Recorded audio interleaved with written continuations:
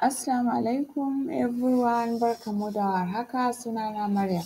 Yau insha Allahu a cikin wannan ‘yar ƙaramar bidiyon ba tare da ɓata lokaci ba zan nuna mana yadda za ka yi login a WordPress dashboard ɗinka. So idan dai kana so za ka yi login a WordPress dashboard ɗinka, abin da za ka sanya domain ɗinka /wp-admin.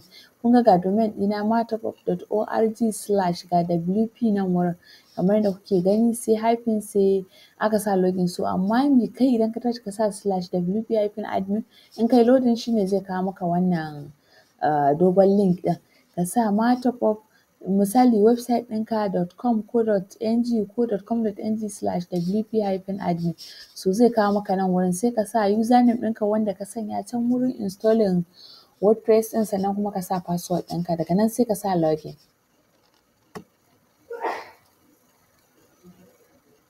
To alhamdulillahi kamar yadda kuke gani ga shi admin dashboard ɗina ya gama login, ga dashboard nan shi ne inda za ka ga abubuwan da kake so, amma me waɗannan duk ba su da amfani, sai ka latsa wannan screen option ɗin sai ka ciccire duk waɗanda aka yi ticking. Sometimes idan kai sabo ne lokacin kai za ka ga duka da an yi ticking ɗinsu duka, to kai unticking ɗinsu shi kenan duk za su ciccire. Wannan notification ne lafiya lau kana iya barin shi ko ka cire shi. So nan ga post nan idan za ka yi posting kamar bloggers haka masu rubuce-rubuce suna latsa nan wurin ne sai su sa add new sai su yi posting. Sannan nan ga media duk wani hoto ko video ko wani abu da ka yi uploading a website ɗinka za ka gansu a nan wurin da ka zo library in ka latsa media. Idan kuma wani kake so ka yi uploading sai ka sa add new. Ga pages sannan ga notification. Wannan notification ɗin asali na yi wannan ne installing plugin. Plugin shi yana ƙara maka wasu amfanunnuka ga website ɗinka, kuma kamar misali wannan notification ne.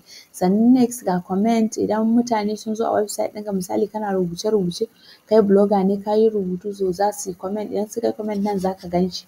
Ga yanayin inda aka sa comment, kamar yadda kuke gani ina da guda 3. Sannan nan ga Elementor, shi wannan Elementor amfanin shi ma plugin ne daban ake installing ɗin shi.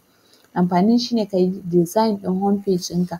Sannan next ga template, su kuma wannan template su in za ka yi editing theme ɗinka ne da sauransu. Nan ga appearance, nan ne za ka yi installing theme ko ka yi deleting wani theme ko nan kuma ka yi customizing ɗin site ɗinka da sauransu. Nan kuma ga widget nan idan ka buɗe wani site daga gefe za ka ga suna da wasu menu haka wanda ba sai an latsa abubuwa 3 ba na menu. So nan shi ne ga menu in za ka yi creating, sannan wannan template ne da sauransu. Nan plugin kuma idan za ka ƙara functions a website ɗinka misali in kana so ka sa notification, in ka latsa plugin ɗin nan ka sa add new za ka yi setting notification sai ka yi setting ɗin shi off.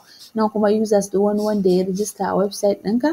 Sannan idan muka zo nan ƙasa ga su tools nan shi ne za ka iya importing wani website zuwa website ɗinka ko ka yi exporting ɗin website ɗinka da sauransu ko ka goggoge personal data. Nan ga settings na duka dai ga performance, sannan kuma wannan shi ma plugin ne, shi ma wannan social chat ɗin plugin ne.